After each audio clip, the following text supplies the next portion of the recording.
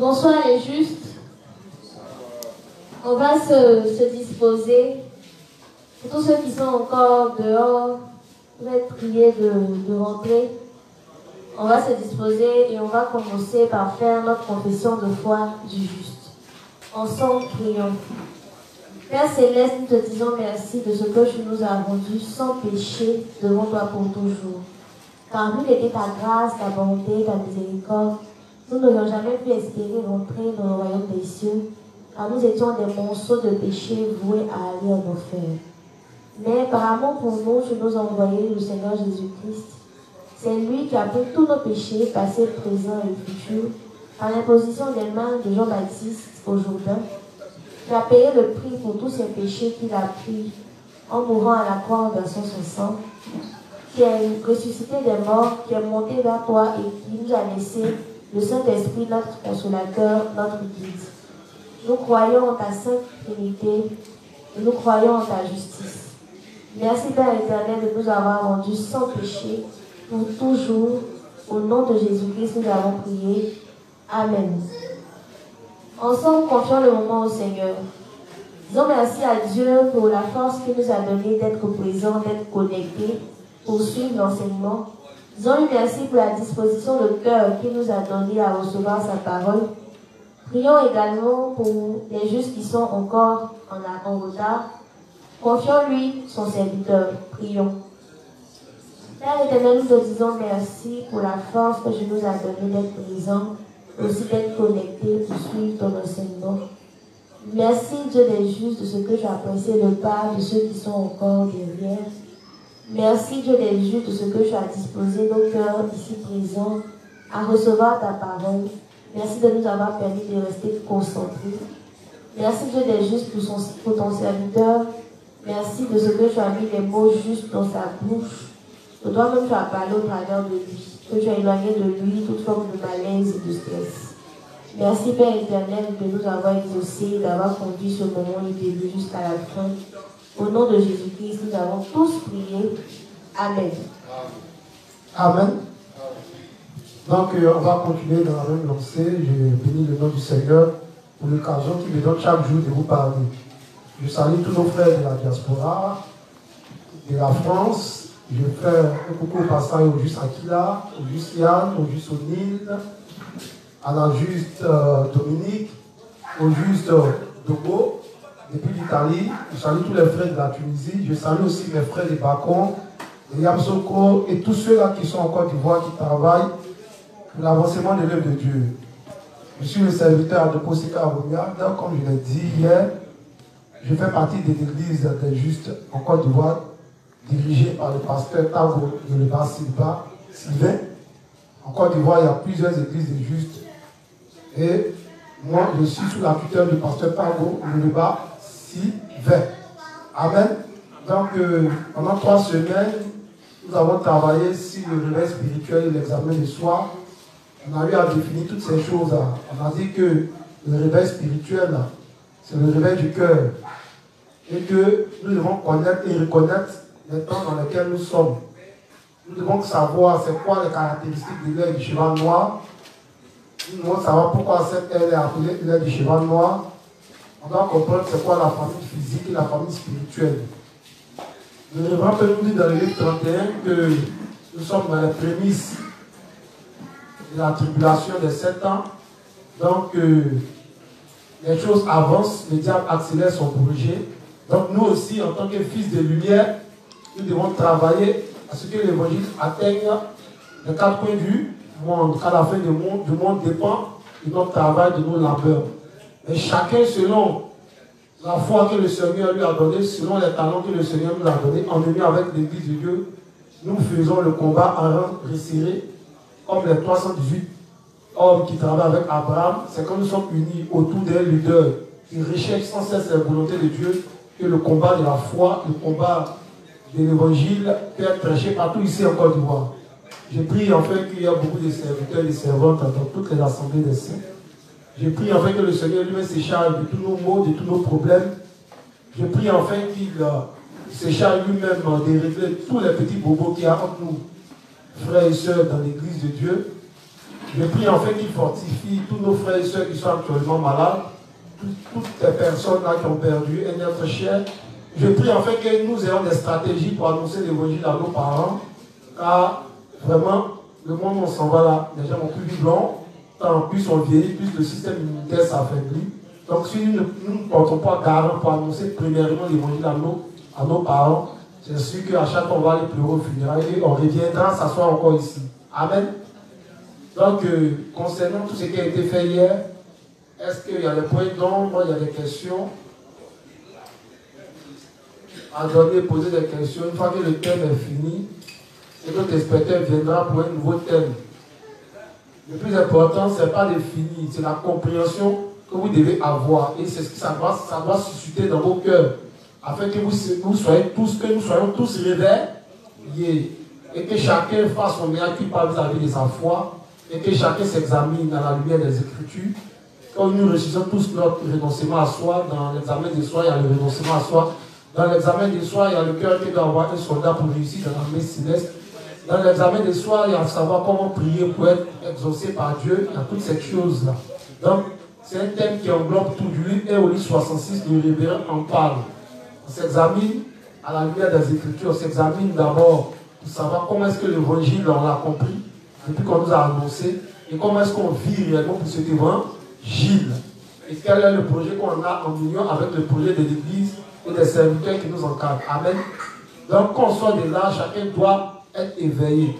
Chacun doit se donner fortement à l'œuvre de Dieu. Je dois sentir les choses bouger à mon niveau. Dans ma zone, je dois voir les choses bouger, travailler, étudier. Je dois sentir que nos femmes, nos sœurs se mettent au travail.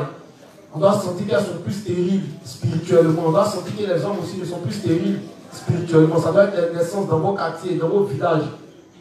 C'est en cela qu'on va savoir que vous avez assimilé ce qui a été fait ici. Sinon, si c'est venu prendre, comme j'ai dit, aller mettre au four et puis attendre que ça se brûle, vous allez encore aller jeter ça à la poubelle. Amen. Question. Les justes n'ont jamais de questions, mais ils ont des questions. Quand il n'y a pas de questions, question. Il y a combien de types de justes dans l'église? Il y a ceux qui n'ont pas les mains qui veulent tourner. Je vous dis en même temps.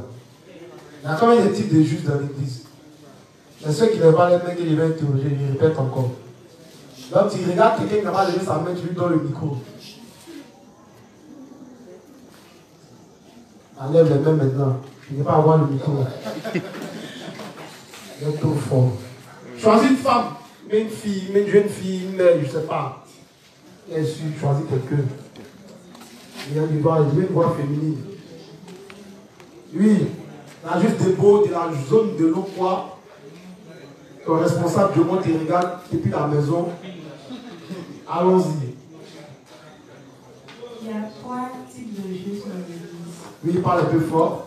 Il y a 3 types de justes dans l'église. Il y a 3 types de justes dans l'église. Il y a les pécheurs camouflés. Il y a les justes. Et puis il y a les justes légalistes. Merci, Débo. Qui veut répondre à la même question? Oui. Il avait été dit que nous avons 3 types de justes dans l'église.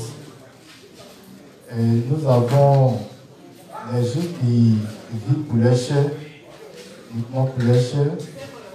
Il y a les justes qui ne sont pas véritablement nés de nouveau, mais qui sont parmi nous, on appelle les pécheurs camouflés. Oui. Et puis nous avons les justes qui font l'œuvre de Dieu. Les justes font l'œuvre de Dieu à ce qui? C'est ceux qui sont véritablement nés de nouveau et qui sont nés à l'église. Donc on récapitule. Récapitule. D'accord. Donc je disais qu'il y a les pécheurs camouflés. Oui. Il y a les justes qui vivent, qui ne sont pas réellement nés de nouveau. Oui. C'est eux qui sont des pécheurs camouflés. Oui. Et puis il y a les justes qui vivent pour les chair. Voilà, ils cherchent seulement des intérêts de leur chair. Amen. Merci. Merci, merci. Là, c'est compliqué ça. Maintenant, J'ai une autre question pour vous. Je suis un bon comme ça. Et tu veux tâter encore. Donc vous n'aimez pas quand c'est bon. Il y a remarqué la régie là. Trop de sel gâte ta sauce. Amen.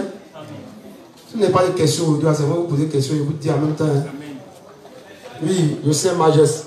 Je n'ai pas parlé pendant 4 semaines et puis il est titubé. Pourquoi? Bonsoir Assemblée, moi c'est le juge Majeste. Bon, le Père, je voulais savoir quelque chose. C'est en relation avec ce qui vient d'être dit sur les différentes catégories de personnes qui peuvent l'église.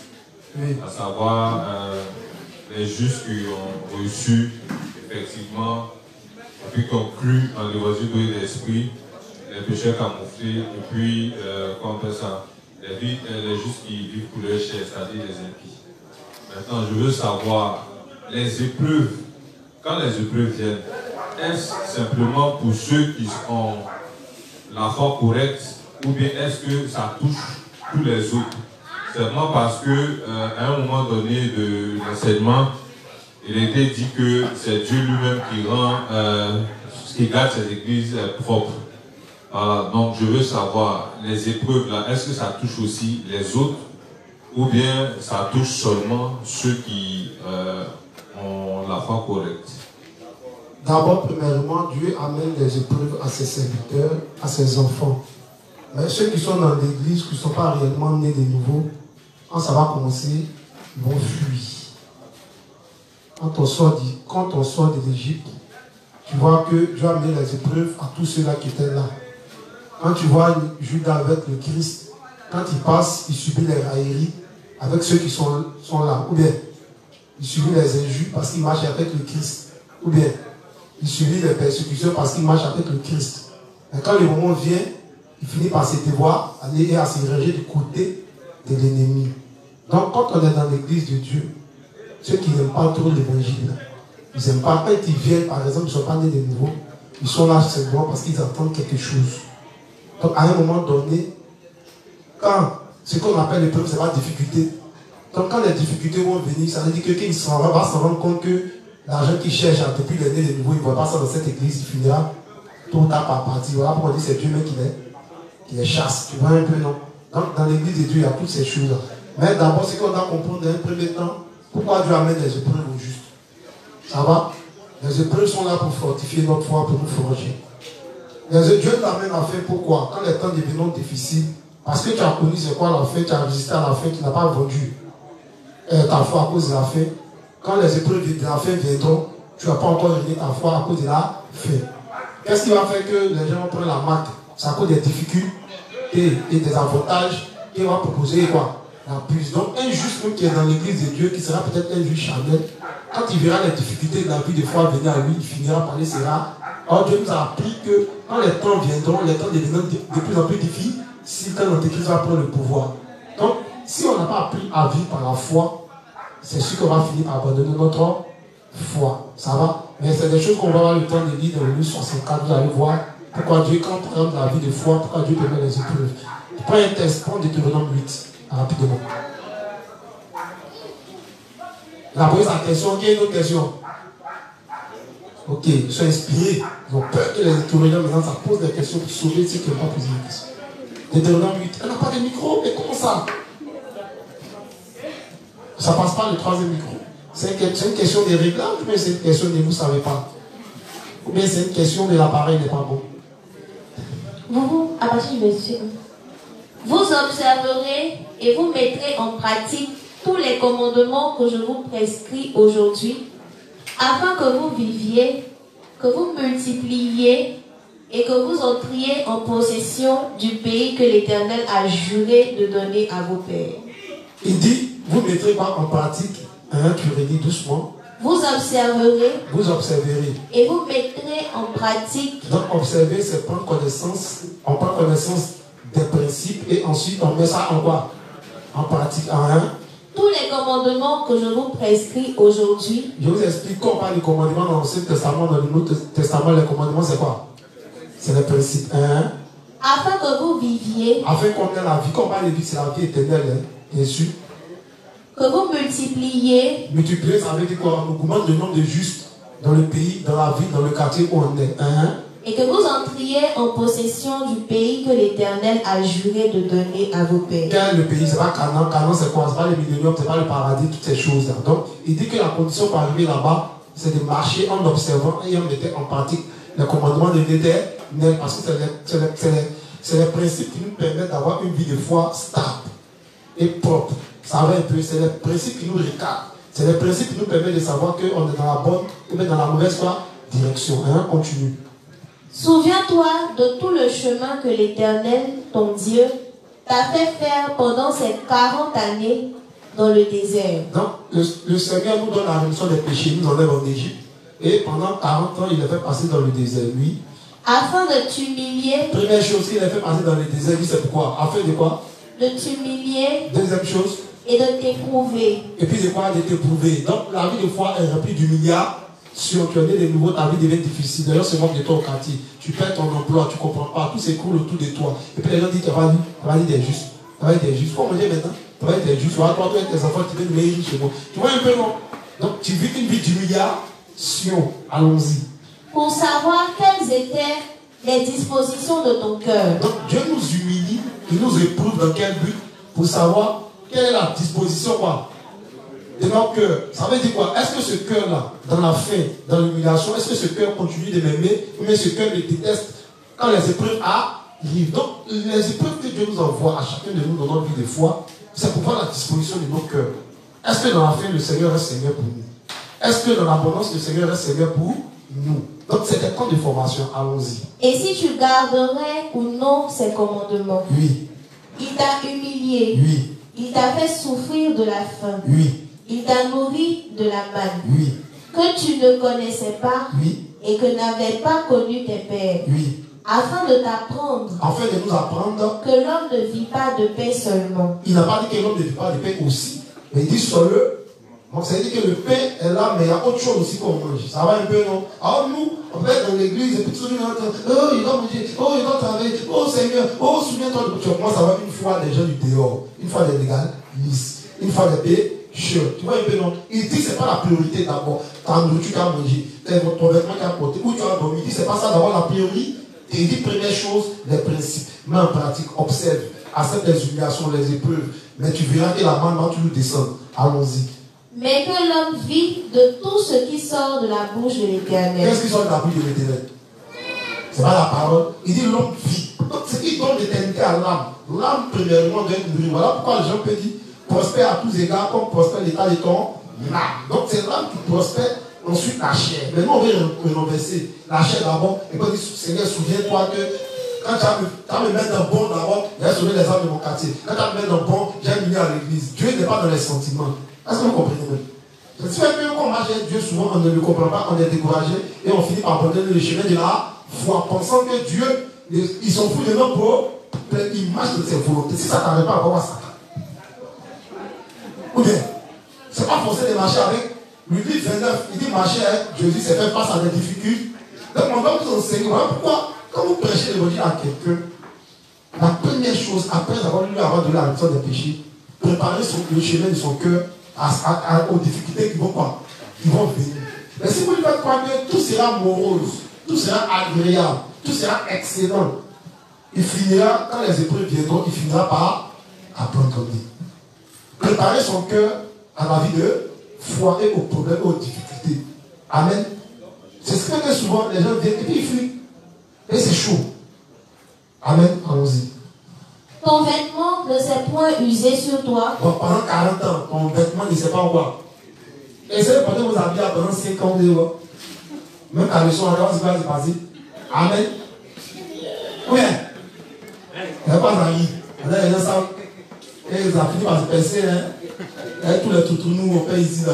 Tu l'as 2 fois sur les petits trous. Amen. Il est un peu réuni, un peu intéressant. Ton vêtement ne s'est point usé sur toi. Pendant 40 ans, qu'est-ce que ça signifie? Ça signifie que quand nous marchons avec l'Éternel, il se chargera de nous donner à chaque moment des nouveaux vêtements. Moi, si on n'a pas les moyens, tu sais, le matin, frère dit, moi j'ai seulement, attends, il y a seulement, tu viens et tu il vient un sac. Beaucoup d'habits, c'est dit, ah, mais il y a un frère qui m'a fait cadeau, juste, tu viens un autre, bien, je suis. elle devient portable. Tu vois un peu, non? Donc Dieu, il sait que tu as besoin d'avoir de nouveaux vêtements, tes vêtements sont un peu usés, d'ailleurs, c'est moi qui t'ai au quartier, il ne dit pas t'inquiéter. Humiliation, les vêtements viendront. Allons-y. Et ton pied ne s'est point enflé pendant ces 40 années. Oui. Reconnais en ton cœur que l'Éternel, ton Dieu, te châtie comme un homme châtie son enfant. Il appelle ça un châtie. Quand tu aimes ton enfant, tu le dresses. Pourquoi un père qui gâte son enfant, il finira par faire de lui un éternel égoïste et un paresseux à la vie. Depuis que ses parents ne sont pas là, tu vois que cet enfant-là, il ne peut rien faire parce qu'il a appris à recevoir, à recevoir, à recevoir. Il n'a pas appris à souffrir pour obtenir les choses. Donc il devient un enfant gâté, finit par dévier. Amen. Allons-y. Tu observeras les commandements de l'Éternel, ton Dieu, pour marcher dans ses voies et pour le craindre. Car l'Éternel, ton Dieu, va te faire entrer dans un bon pays. Pays de cours d'eau, de sources et de lacs, qui jaillissent dans les vallées et dans les montagnes. Pays de froment, d'orge, de vignes, de figuiers et de grenadiers. Pays d'oliviers et de miel. Pays où tu mangeras du pain avec abondance, où tu ne manqueras de rien. Pays dont les pierres sont du fer et des montagnes duquel tu tailleras les reins. Lorsque tu mangeras et tu rassasieras, tu béniras l'Éternel ton Dieu pour le bon pays qu'il t'a donné. Garde-toi d'oublier l'Éternel ton Dieu, au point de ne pas observer ses commandements, ses ordonnances et ses lois que je te prescris aujourd'hui. Lorsque tu mangeras et te rassasieras, lorsque tu bâtiras et habiteras de belles maisons, lorsque tu verras multiplier ton gros et ton menu bétail, mais c'est nous, c'est le bétail de Dieu. Soufflez. S'augmenter ton argent et ton or, et s'accroître tout ce qui est à toi, prends garde que ton cœur ne s'enfle et que tu n'oublies l'Éternel ton Dieu. Ou bien, tu vas avoir l'argent, maintenant tu viens ici, tu mets 1000 francs dans le tu partages dans 10 000, 500, 1000 francs, 100 francs. Tu vois, tu pleurais ici, Dieu va te bénir. Quand tu viens, tu enlèves 100 francs, quand tu mets dans on te regarde, puis dès que tu sors, tu dis, oh bébé, tu dis quoi? Oh, tout à l'heure, tu fais ton dépôt. C'est pas iPhone 15 que tu voulais. Fou. Dépôt. Tu as dit que. Et puis tu te dis, oh, ma église, les appareils ne sont pas bons, hein. Tu as les moyens maintenant. Hein. C'est-à-dire que toi, tu ne te retrouves pas dans ce, tu dois payer les appareils de l'église. Et puis tu investis ailleurs, tu as oublié. Un matin, ton argent va descendre. Et puis tu vas venir encore devant Dieu. Tu dis, mais Seigneur, tu as te plaindre comme qui? Job. C'est pas ça. Tu es béni et tu n'utilises pas tes bénédictions pour ramener les gens au véritable Dieu. Mais c'est toi, on doit parler de toi. Partout, dans tous les quartiers, tu parlais tous les funérailles, anniversaires, etc., etc. On ne te connaît pas en tant qu'un représentant de Dieu si terre pour sauver les âmes. On te connaît en tant que le meilleur gentil de la terre. Tu es un fou. Tu finiras par perdre tous tes arts qui allons-y. Prends garde que ton cœur ne s'enfle et que tu n'oublies l'Éternel ton Dieu. Ouais, ça arrive. Quand tu commences à nous bénir, souvent on oublie, on pense que c'est pas à nous. On se dit, ah, Dieu ne m'enlèverait pas. Mais là, Dieu, et vous êtes là. Mais là, tu ne vois pas. C'est toi qui donnes ici, c'est pas celui qui donne à Dieu et dit, bon, tiens, Dieu ne. Tiens, 1 million par c'est 1 million, 40 millions, quasiment 30 000, 20 000, bon, 10 000, 15 000. Non, c'est mes petits, 22 000. Bon, 10 fois même mieux. Mais, les 5 000. T'as les 1000 francs. Amen. Est-ce qu'on ne fait pas ça? Si on a des projets, dès qu'il en tombe, on oublie les promesses qu'on a fait quoi? Ou bien, tu te rappelles que, et tu vois, tu as vu sur Facebook là, il faut que tu commandes. C'est pour nos soeurs. Et les garçons, ils vont essuyer toutes ces fustes là sur le quartier. Toutes les petits gros qui leur disent non, il faut qu'elles sortent. Donc ils courent dans ces 5 millions là, ils ont payé voiture 4 500. Soit 10 000, il reste combien? Parce qu'il va essuyer ses fils-là. Et puis on dit non, on a besoin d'argent pour aller faire les missions. Puis il entend, hein? Puis il vient Jacques Megueri. Puis il prions. Promesse de don. Il ne se voit pas dedans. C'est comme ça qu'on utilise notre argent. Donc forcément, Dieu va finir par quoi? Par nous assécher. Mais là aussi, il y a d'autres qui regardent. Maintenant encore, il y a d'autres qui se fâchent contre Dieu. Et puis tu les regardes, ils sont tu es tort, mais allons-y. Qui t'a fait sortir du pays d'Égypte, De la maison de servitude. Donc Dieu l'a fait sortir de quoi? Du péché. Dieu l'a fait sortir de la servitude, de l'esclave de Satan. Regardez combien il nous a donné un grand salut. On n'est pas reconnaissant, allons-y. Qui t'a fait marcher dans ce grand et affreux désert. Oui. Où il y a des serpents brûlants et des scorpions. Oui. Dans des lieux arides et sans eau. Ouais. Et qui a fait jaillir pour toi de l'eau du rocher le plus dur. Donc, dans la vie, des fois, on mène souvent, c'est normal, dans notre vie, des fois, on va rencontrer des scorpions. Le désert, ça symbolise le monde dans lequel nous vivons. Quand on a reçu la rémission des péchés, nous marchons, c'est cette marche du désert. C'est dans cette marche que nous sommes. Est-ce qu'on comprend même?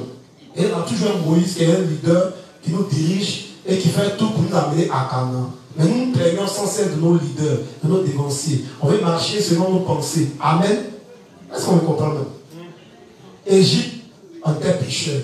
Le désert, c'est le monde séculier dans lequel nous vivons avec ses difficultés. Et l'église de Dieu est partie dans le tabernacle, est là, dans le désert. Amen. Mais nous souffrons. Mais la manne descend, nous mangeons. Quand on se confie à Moïse, alors on peut rentrer à Canaan. Mais vous allez voir que, comme j'ai dit, ce n'est pas les jeunes qui sont rentrés à Canaan. Mais les vieux sont restés dans le désert. C'est tout le monde, les vieux symbolisent nos pensées. Nos anciennes manières de penser, nos vieilles pensées, nos pensées erronées. Ce qui signifie que les vieux sont restés. Donc Dieu nous demande de laisser ces vieilles pensées-là, quand nous marchons avec lui, et de marcher selon nous, voulons jeunes. Amen. C'est nous. Qui n'a rien compris. Voilà. Et il dit qu'il n'a rien compris. Il faut le prendre pour lui. Tu es ma secrétaire, tu vas souffrir. C'est comme Diomaye Pasta. Il a dit quoi? Il disait, ouais, résume dans ton français, comme tu as compris. Il a expliqué que quand nous sommes en Égypte, cela signifie que nous sommes encore pécheurs. Et quand Dieu nous fait sortir du monde du péché, nous devenons justes, c'est-à-dire que le tabernacle est là. Mais comme nous sommes dans le désert, c'est-à-dire le monde séculier où l'on est, on va rencontrer des scorpions. En gros, on va rencontrer des difficultés. Et il expliquait comme ça que Dieu nous fait sortir de ces difficultés-là grâce aux serviteurs, aux leaders que nous avons devant nous, qui a pour mission de nous emmener à Canaan. Mais malheureusement, les justes, nous nous plaignons à chaque fois de nos serviteurs, nous nous plaignons, alors que c'est grâce à eux et à l'Église seulement que nous pourrons hériter du Canaan. Amen. Un bon point. Amen. Maintenant, laisse apprendre Nombre 11, verset 1 à 5, et puis continuer ma prédication. Il y a des questions, non? Ceux qui ont des questions, regardez là pour la fin. 11, à partir du verset 1 à 5. Nombre 11, à partir du verset 1 à 5. Le peuple murmura, et cela déplut aux oreilles de l'Éternel. Lorsque l'Éternel l'entendit, sa colère s'enflamma. Le feu de l'Éternel s'alluma parmi eux et dévora l'extrémité du camp. Le peuple cria à Moïse. Moïse pria l'Éternel et le feu s'arrêta. On donna à ce lieu le nom de Tabéra, parce que le feu de l'Éternel s'était allumé parmi eux. Le ramassis de gens qui se trouvaient au milieu d'Israël fut saisi de convoitise. Et même les enfants d'Israël recommencèrent à pleurer et dire: qui nous donnera de la viande à manger? Quand vous allez manger, juste mettre ces choses, toi comme ça. Manger, mais c'est pas pour les voisins. Moi, je dis, ça c'est qui est marié? C'est quel mari ça? Tu as besoin de pas manger. Là, c'est Dieu, c'est livre de tu as quelques trucs. Tu peux donner ta chichi. Allons-y. Nous nous souvenons des poissons que nous mangions en Égypte. Ah oui, hein, quand on était encore pécheurs, franchement, chaque week-end quoi. Oh, ça marchait les activités là, oui. Amen. Allons-y. Et qui ne nous coûtait rien. Ouais. Des concombres, oui. des melons, oui. des poireaux, des oignons. Comment ça? Et des aules. Aïe, c'est plus le aïe, oh. Allons-y. Maintenant, notre âme est desséchée. C'est juste ça. Maintenant, c'est tué. Plus rien. Plus rien. Nos yeux ne voient que de la manne. Oui. La manne ressemblait à de la graine de coriandre. Ok, tu t'arrêtes là. J'ai présenté ces deux tests là. Allez méditer. Amen. Israël là. Vous voyez l'histoire, mais vous ne savez pas que c'est vous, c'est moi. Amen. On se plaît. On se plaît. On est en Égypte. Alors en Égypte, Pharaon vous attend là-bas. Alors, moi, dans l'eau, il est fâché. Les Juifs sont fâchés. Non, en Égypte. C'est pas ce que Satan fait. Amen. Continuez dans les principes. Vous gardez vos questions. À 5 minutes de la fin, on va répondre. Ok. On s'était arrêté au livre 65, à la page 309. Comme je dis, c'est la révision des 3 semaines que je suis en train de passer là-dessus. Ça va? C'est la révision des 3 semaines. Malheur à ceux qui n'étaient pas là, mais ce n'est pas bien grave. Voilà, les responsables des zones vont vous faire parvenir ça, bien sûr, si ça vous intéresse. Mais ils vont vous donner quand même pour que ça témoigne contre vous. Voilà, c'est comme ça aussi. Ok, donc livre 65, page 309, paragraphe 2. Oui. Alors que nous pouvons tous nous égarer par moments, Oui. succombant à diverses tentations et faiblesses, Oui.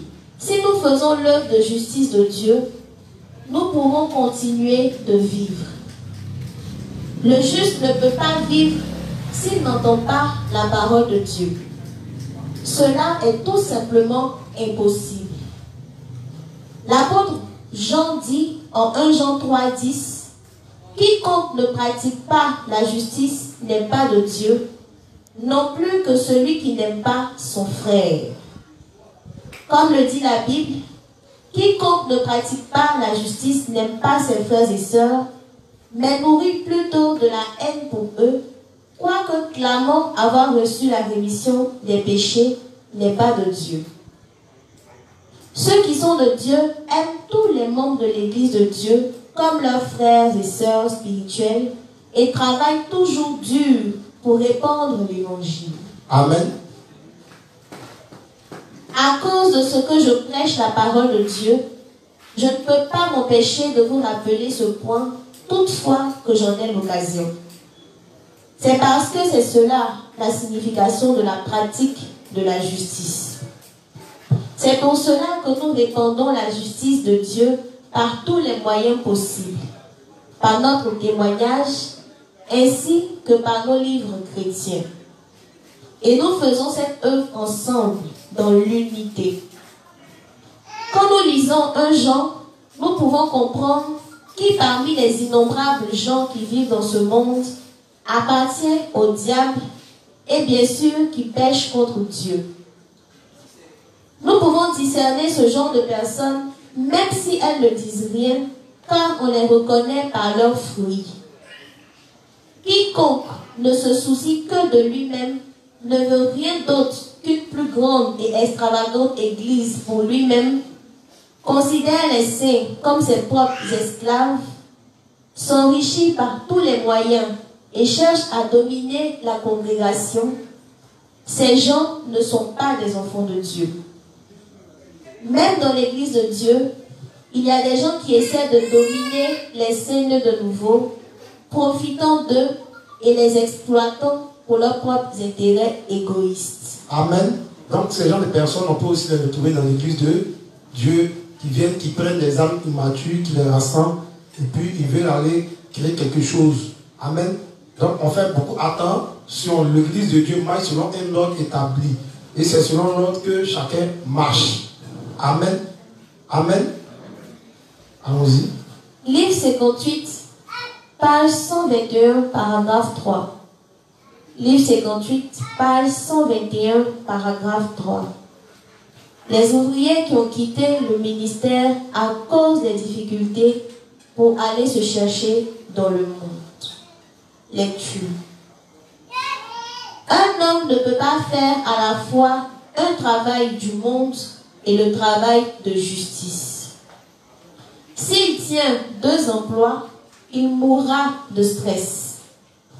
Certaines personnes qui avaient abandonné l'église de Dieu reviennent en demandant pardon et accueil, reconnaissant qu'ils s'en sortiraient mieux quand ils étaient dans l'église.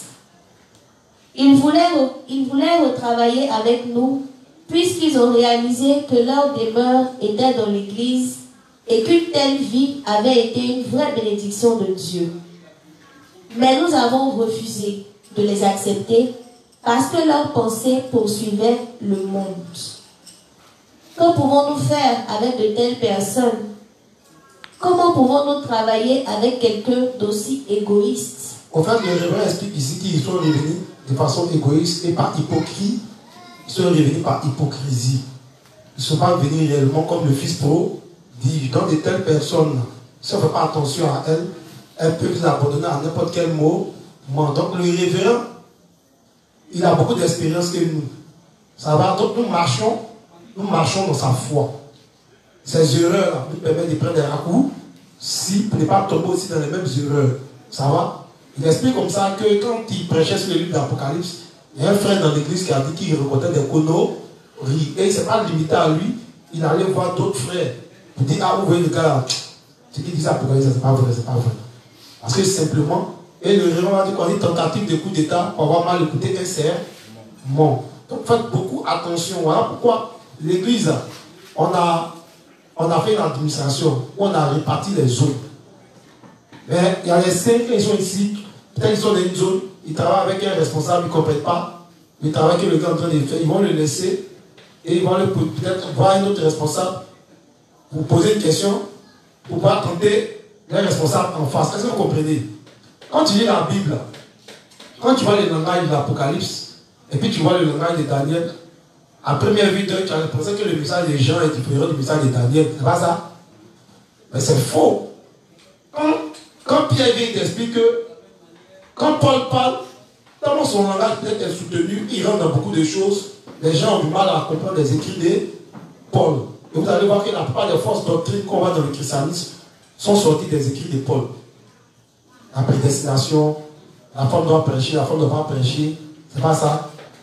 Toutes ces choses-là, vous allez comprendre. Parce qu'ils n'ont pas compris véritablement le sens des messages que Paul a lancé. Donc certains sont dans l'église, ils se permettent souvent de jauger la foi de beaucoup de responsables. C'est satanique. Il peut aller poser une question à l'inspecteur à scène, l'inspecteur répond, il finit. Il vient, il amène la même question, il dit, l'inspecteur se dit, il répond, il finit, il m'amène, et puis peut-être il compare les réponses. Ah, l'inspecteur se dit que Mariam joue à la part. L'inspecteur lui a dit, Mariam joue au foot. L'inspecteur a dit, Mariam joue au petit poteau. Vous voyez, trois réponses différentes. Amen. Bon, devant moi, les trois phrases sont différentes, non? Hein? Est-ce que les trois phrases sont différentes? Mais est-ce que le contenu, même le sens est différent? Mariam joue au petit poteau. Mariam joue au foot. Mariam joue au ballon. Est-ce que Mariam n'est pas en train de pousser ballon de football? C'est pas la même chose. Si l'inspecteur te répond bien, c'est parce qu'il connaît. Maintenant, si toi, ton niveau ne te permet pas de percevoir les choses, c'est normal que tu sois embrouillé. Amen. Il y a des choses souvent là. Pasteur nous expliquait, mais on ne comprenait pas. Maintenant, tu ne comprends pas une chose que c'est faux. Oui. Donc, à la longue, on dit, bon, c'est vrai, il n'y a pas le niveau. Et puis, tu laisses. Et puis, un matin, tu es là. Un autre inspecteur explique. Et puis, ce qui passe a dit là. Tu comprends, on dit par la bouche d'un autre expert, etc., etc. Donc, c'est des choses, nous, dans notre marche, c'est des choses qu'on a comprises. Donc, franchement, les gros, juste qu'ils viennent fatiguer déjà. Arrêtez de nous fatiguer. Moi, tu sors dans une bonne question, il fait vite et ignorer. Si tu n'es pas dans la zone, tu vas me poser question. Actuellement, on est réunis ici, tu peux me poser question, toutes les zones sont réunies. C'est moi, il parle, donc c'est moi, vous pouvez poser question dans mon enseignement. Il ne faut pas me laisser, pour aller poser question à Prisca. Et puis, toi, le coup, à ce que j'ai dit, parce que vous êtes très fort dans ça, vous les juste ça. Amen. N'est-ce pas, il a dit, voilà, c'est ce qu'il a dit. Qu'un jour pas travailler pour Dieu, puis travailler dans le monde. Donc, il va amener tous ces problèmes maintenant à l'église. C'est ce qu'on a dit. C'est faux. Mais quand tu parles de principes de façon littérale, tu as l'impression que c'est ce que le révérend est en train de dire. Mais comment te faire sortir d'autres principes qui disent que ceux qui travaillent doivent travailler, ceux qui vont à l'école doivent aller à l'école, ceux qui se cherchent doivent se chercher. Amen. Que on sait Dieu avec tous les talents. Mais simplement, on dit apprenez à identifier le travail qu'on vous donne. Un travail qui t'empêche de faire l'œuvre de Dieu, un travail qui cherche à tuer ta foi, on dit ça ne vient pas de. Donc quand tu viens nous voir, on va te dire, il faut laisser, on va mettre les principes devant toi. Pour que toi-même tu fasses ton choix, pour ne pas dire que c'est nous qui avons ce choix. Est-ce qu'on me comprend? Amen. Ça va? Donc, ayez confiance à ceux qui vous dirigent dans le Seigneur. Un de aussi faire des erreurs. Mais si fait des erreurs, puis quoi? Mais si trompé, qui vient dire, mais si trompé, quoi? Vous avez évolué. Évoluer, c'est le Seigneur qui évolue. Amen. Si c'est pour c'est le Seigneur aussi qui est sûr, faut moi, il n'y a pas peur de me tromper. C'est qu'un homme qui se trompe. Amen. Amen. Amen.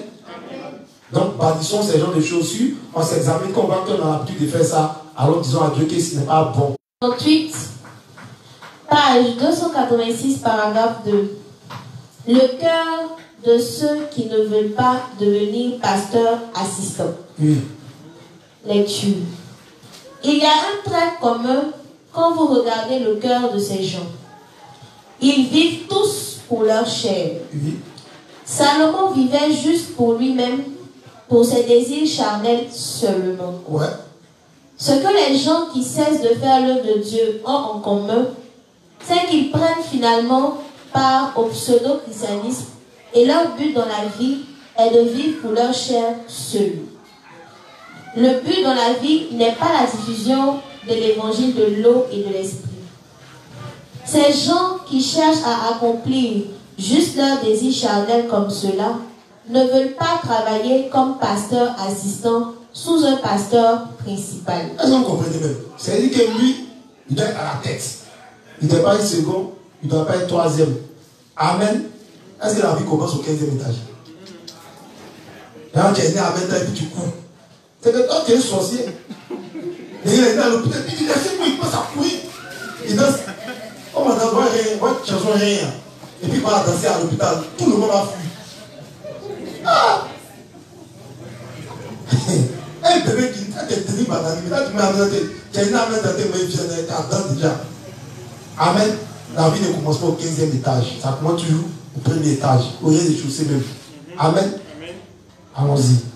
Je pense que c'est parce qu'ils ont ce désir inné Oui. d'être pasteur principal Oui. et non pasteur assistant. Oh, regardez l'inspecteur là-bas.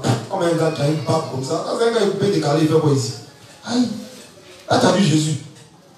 Qui a une photo d'un prophète dans la Bible? Hein? Bon, les Jésus barbu là, ils l'ont vu ou le décider voir. Hein? Là, c'est un célèbre acteur allemand, ils ont pris son image et on a pris. Amen. Amen. Ils ont écrit, ils n'ont pas mis leur photo. Ça veut dire que c'est ainsi par l'Éternel. Ce n'est pas eux qu'on doit voir, mais c'est les paroles que vous devez voir. Donc, ce n'est pas moi que vous devez voir, mais c'est le principe que je fais sortir devant vous que vous devez voir. Laissez ma paix sur la personne des autres responsables, qu'ils soient minces, qu'ils soient gros, qu'ils soient courts, trapus, ni gros, ni gras. C'est pour le Seigneur qui est comme ça. Amen. Quand Dieu l'a vu au 6e but, il dit Dieu vit que cela était bon. Petit pied, Dieu vit que cela était bon. Quand tu as quel problème? Amen. Allons-y. Je pense que c'est parce qu'ils ont ce désir inné d'être pasteur principal Oui. et non pasteur assistant, Oui. afin de contrôler les offrandes. Oui. Donc, afin de contrôler quoi? Donc, ça c'est un plan que lui là. Il s'est dit, ah, mais si je respecte la zone là, là-bas on fait des offrandes, hein. Peut-être là-bas le besoin de zone à 50% des offrandes. Ça c'est considéré comme ça. C'est que il a une position dans l'église, mais il a une position de quelqu'un qui convoite. Il ne convoite pas dans le but que l'œuvre de Dieu avance, mais il convoite pour détruire l'œuvre de Dieu, comme Satan. Satan ira à Dieu et dit, mais Dieu m'aime. Depuis il est Dieu. Il ne m'a pas dit d'être Dieu. Moi, quand je fus créé, des tambourins étaient à mon service. Quand je passe, on chante pour moi. J'étais recouvert de toutes sortes de pierres précieuses, de topaz, de chrysolites, de béryl, de quoi, de jaspe, de quoi encore, aidez-moi. D'escarboutte, de quoi encore? Bon, merci. Il y a quelqu'un qui a du charbon là-bas. Allons-y. Vous êtes trop fort, vous là. Ézéchiel 28, pardonnez. Il y a donné ses salaires qu'on a lu. C'est compliqué, elle est juste. Ézéchiel 28, c'est pas dans le Nouveau Testament. C'est l'ancien. Un chronique, c'est. Allons-y. Donc, ils ne veulent pas servir dans autre chose que comme pasteur principal. Donc, si tu vois un seul qui dit que non, moi, normalement à l'église, c'est ici je dois être. Non, moi, tu dis champion. Tu as quel problème? C'est Dieu qui appelle les gens. Et c'est Dieu qui place les gens. Tu as quel problème? Amen. Donc, quand on place quelqu'un à une fonction, que tu vois que la personne ne fait pas l'œuvre avec amour, ça veut dire qu'il n'est pas là où on a mis, il aspire à autre chose. Ça va un peu, non? J'ai dit qu'on doit aimer tous les postes dans l'église. Amen. Si ton homme, c'est bien déposer ça, il faut bien déposer fierté. Quand il vient, c'est là, il dit, oh, je suis content. Alors qu'il est fidèle sur serviteur. Chaque fois, il contrôle. Alors qu'il David est fidèle, il marche toujours, il vient, il met la caméra dans notre visage, mais lui, il ne se filme jamais. Amen. Amen. Allons-y. Livre 29, page 78, paragraphe 4, jusqu'à la page 79, paragraphe 1. Oui. Les deux types de personnes qui mènent leur vie de foi. Ouais, les deux types de personnes qui mènent leur vie de foi dans l'église. Allons-y. Il y a deux types de personnes parmi ceux qui mènent une vie de foi. Ceux qui cherchent la plus grande cause et ceux qui cherchent seulement leurs propres intérêts. Chercher la plus grande cause, c'est quoi? Ils cherchent pas les intérêts de l'église. Et puis à ceux qui cherchent pas, c'est ceux qui recherchent l'honneur, la gloire, le pouvoir. Hein? Allons-y. Dans les églises de Corinthe, oui, il y avait des saints qui formaient différents groupes disant. Est-ce que vous comprenez? Écoutez bien. Dans l'église de Corinthe, il y avait des saints qui formaient différents groupes disant. Je suis d'Apollos. Je suis d'Apollos. Je suis de Pierre. Je suis de Pierre. Je suis de Paul. Je suis de Paul. Non, moi non, pardon. Moi, à part l'inspecteur Romy là, c'est lui qui est mon gars, c'est cette prédication écoute. Lui a dit non, l'inspecteur Romy c'est qui? Moi, c'est l'inspecteur Cédric, l'architecte de la justice. Alors le père Boboli fait des démonstrations. Donc, du coup, quand les autres viennent enseigner, quand ils disent, ah, c'est l'inspecteur Romy, il ne vient pas. Quand il dit c'est temps, il ne vient pas. Ça veut dire que lui, il a ses démonstrés préférés. Amen. On dit l'équipe de football, c'est 11 sur le terrain. Mais si seul, on sait qu'il est fort, mais il ne peut pas jouer lui seul. Lui seul après le ballon, il est gardien. Il engage, il se fait passer, il se dit, il prend, il marque. Il a pas joué au tennis.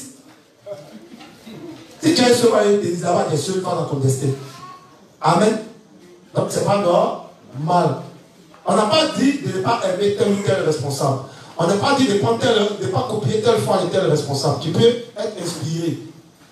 Moi, par moment, je peux être en train de prêcher l'évangile. Si je sens que c'est la technique du Père Cédric qui passe, je peux prendre la technique. Si en face de moi quelqu'un qui comprend difficilement, les images, il y a des gens qui comprennent facilement. Tu prends les images, tu peux lui expliquer doucement, doucement, en faisant des petits schémas. Il y a d'autres qui comprennent comme ça. Si tu sens que peut-être c'est la sagesse du Père Saint, par exemple, le Père Saint, lui, c'est la douceur, il parle doucement, et puis ça rentre dans ton âme, puis ça te déchire d'une manière, et puis ça te met à nu. Vous savez un peu, il a sa technique à lui. Mais ne me demandez pas d'être le Père Saint, d'être le Père Cédric. Mais je peux de temps en temps migrer dans la manière d'être. Et moi, j'ai mon style que Dieu m'a donné à moi. Moi, il est un peu fougueux, c'est pas ma faute. Souvent, il est doux, mais quand il pense à être doux, il ne veut pas arriver à ma nature. Ça veut dire, ah, mon chef, il faut rester comme tu es. Il faut prier Dieu peut-être pour t'améliorer en faisant des types de sols. Amen.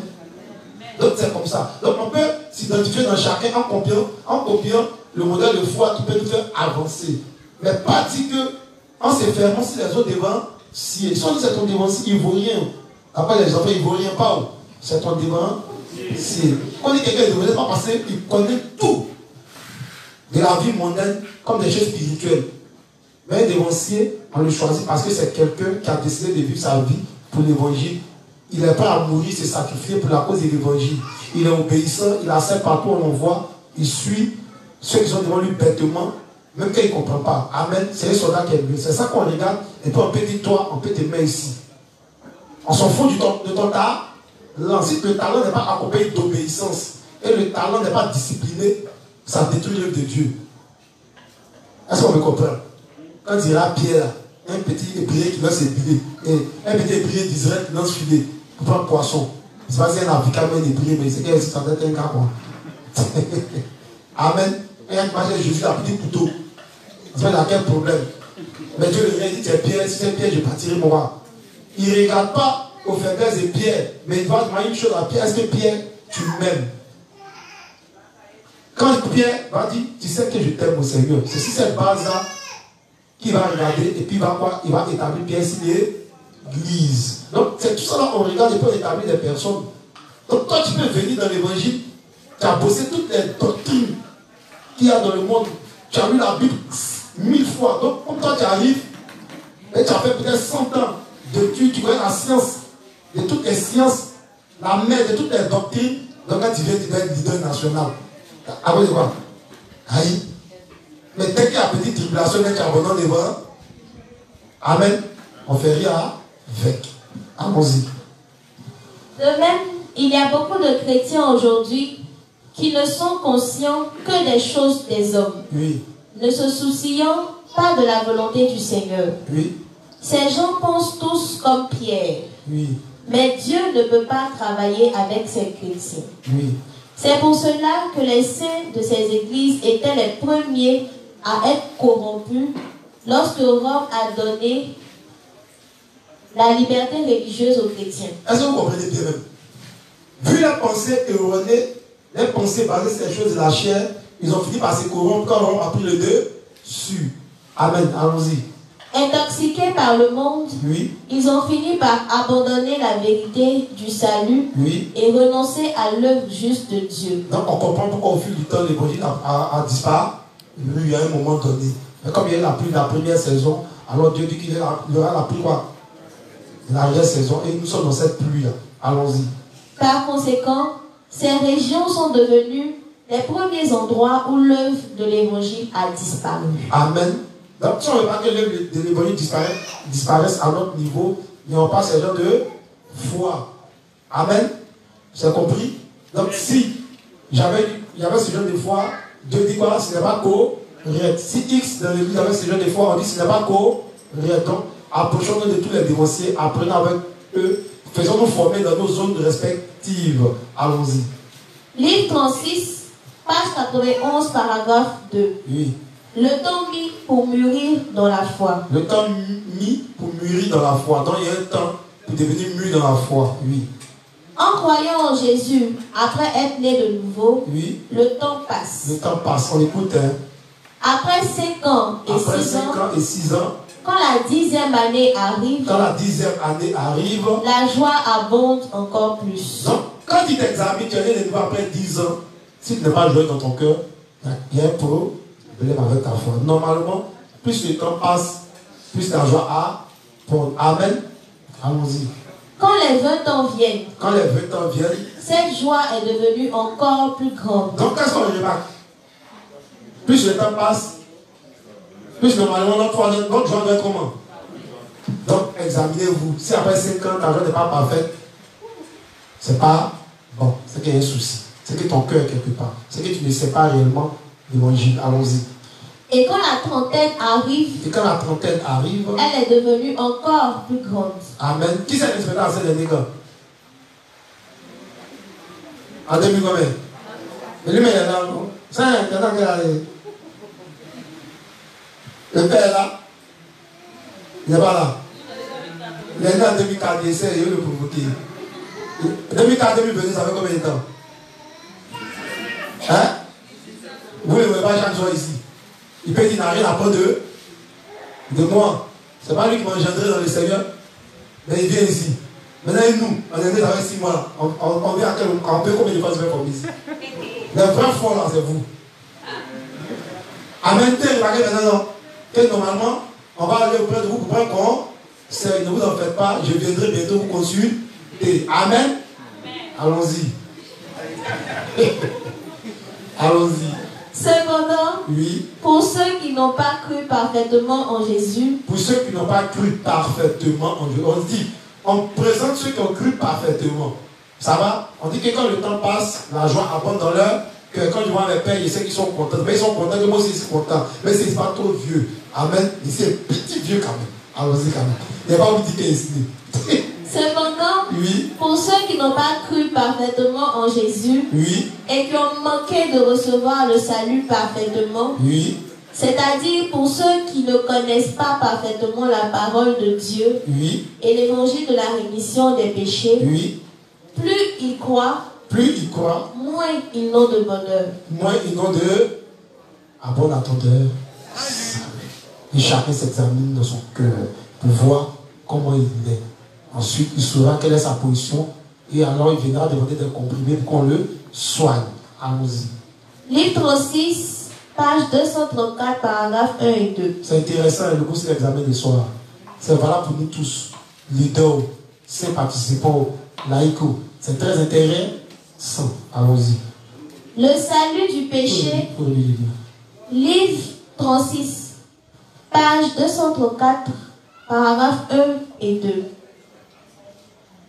Le salut du péché n'est pas quelque chose qui peut être obtenu par les propres actes méritoires de quelqu'un. Oui. Nous pouvons seulement arriver à la justice de Dieu en croyant en la justice de Dieu dans nos cœurs et devenir les justes par la foi. Une personne arrive au salut en croyant en la justice de Dieu et en confessant cette foi de sa bouche en disant « Seigneur, je crois vraiment en l'évangile de l'eau et de l'esprit. » Alors, pour la première fois, cette foi devient ferme dans son cœur comme le ciment durci. C'est ainsi que l'on reçoit le salut des péchés. Donc, quand nous croyons en Jésus comme le Sauveur, nous devons croire que la chair de Jésus, c'est-à-dire le baptême qu'il a reçu, désigne sa prise de tous les péchés du monde. Nous devons boire le sang de la croix par la foi.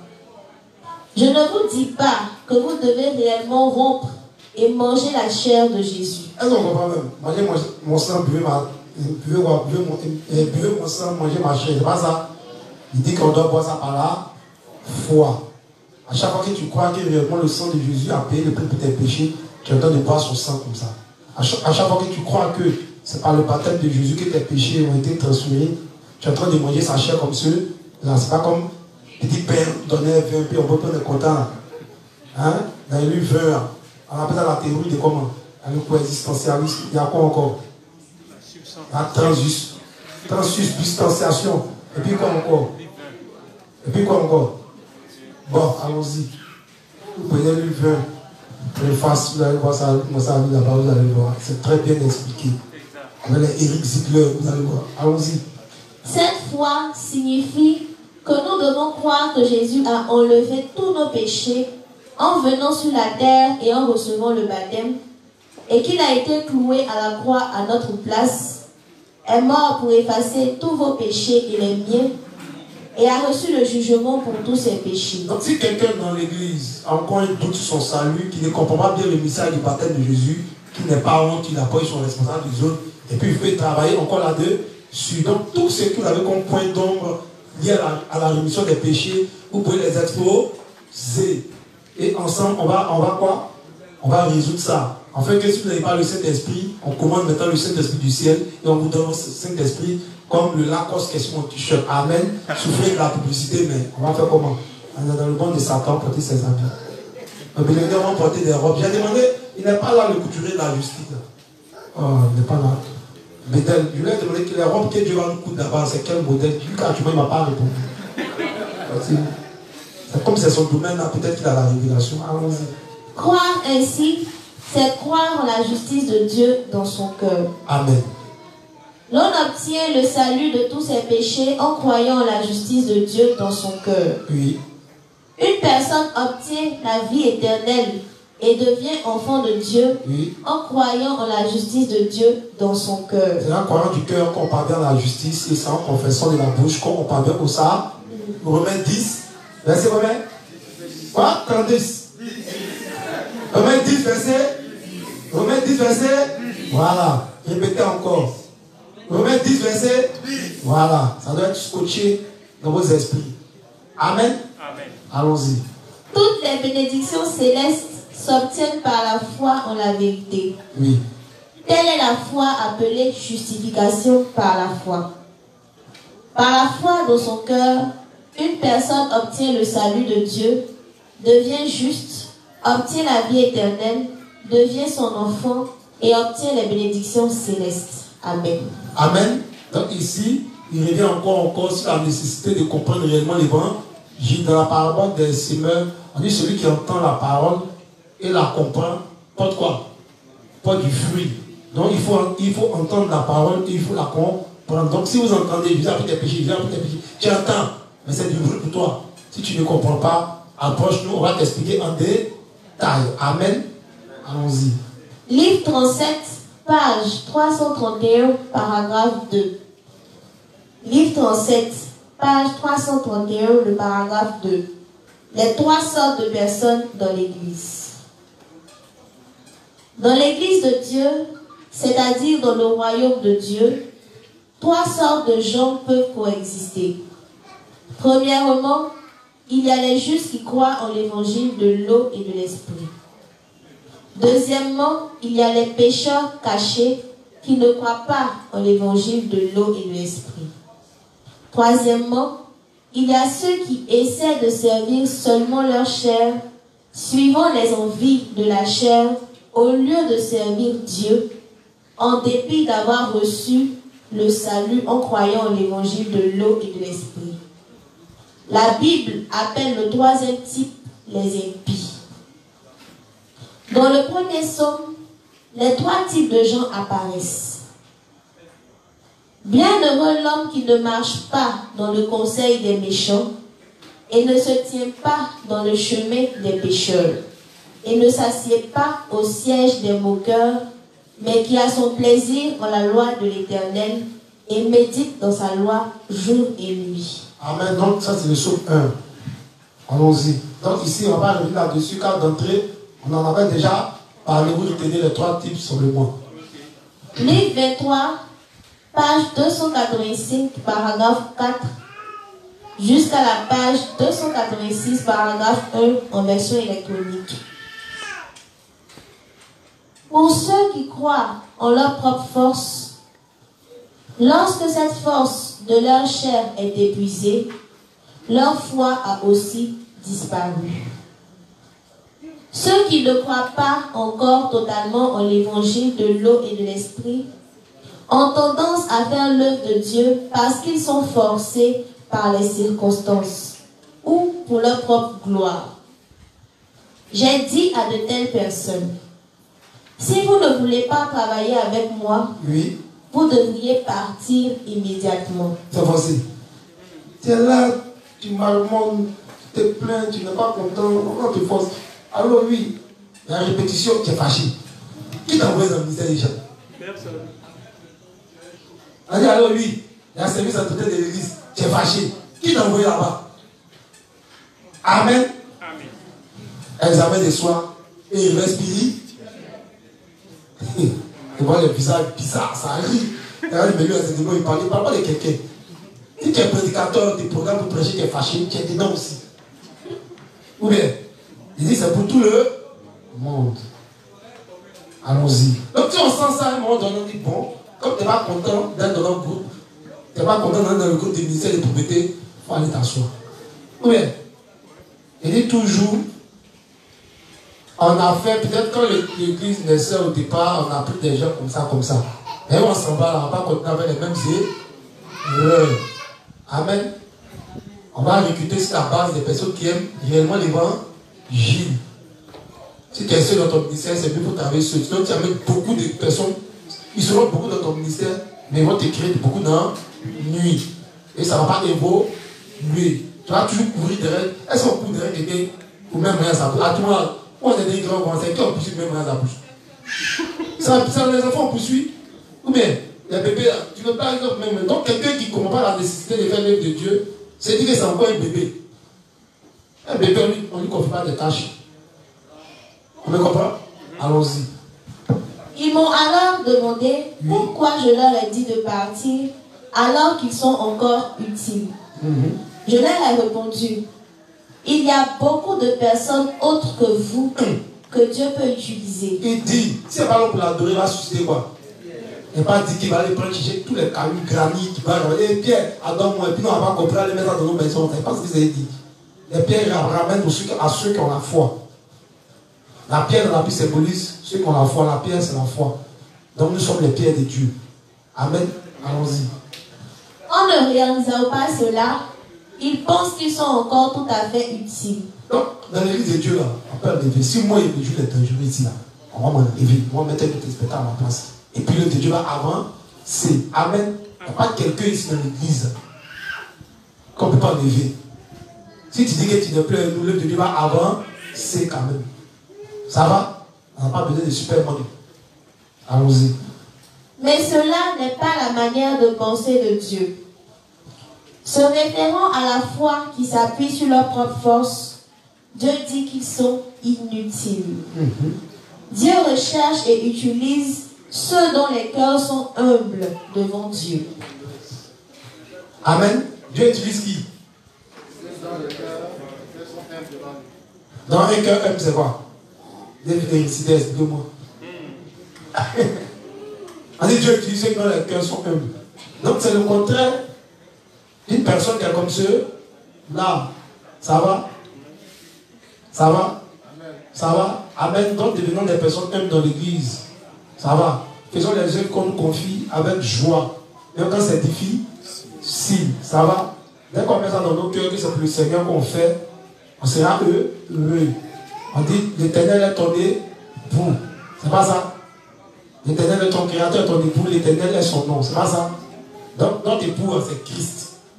Nous sommes mariés à Christ. Donc ne pas faire les choses de son époux, il va aller chez la voisine. Je vous dis ça. Si pour préparer, il va parler 10 fois. Si la voisine commence à préparer, il va tout faire là-bas. Je suis un homme, je sais de quoi je vous parle. Si tu rentres à la maison, c'est toujours un jus par là, qu'il est dehors, caresse sa tête, il ne va plus rentrer. Et puis vous allez pleurer encore chez nous. Amen. C'est valable dans le foyer charnel que dans le foyer spirituel. Allons-y. Livre 17, page 39. Mais pourquoi ma fille plus carrée comme ça? Elle se retrouve dedans. Allons-y. Livre 17, page 39, paragraphe 1-2. La foi légaliste. Oui, la foi légaliste.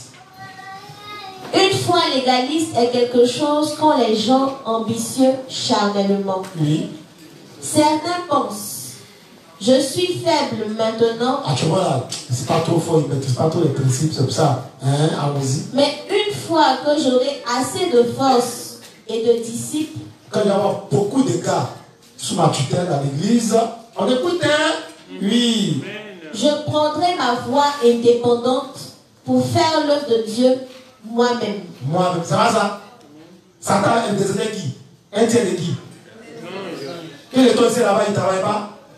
Il travaille, vous dit. Un moment, il a commencé à dire que Dieu est faible, il est fort. Amen. Donc, il a vu ses collègues. À du moment, ils sont devant pour lui à part.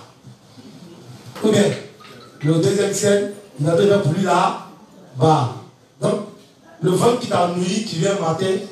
Le père qui t'a nourri, tu rassembles tous les enfants de la maison. Et puis un matin, tu es parti à eux. Et puis tu dis non, quand tu t'en es un papa avec un frère à part. Ou bien, est-ce qu'on peut comprendre même? Amen.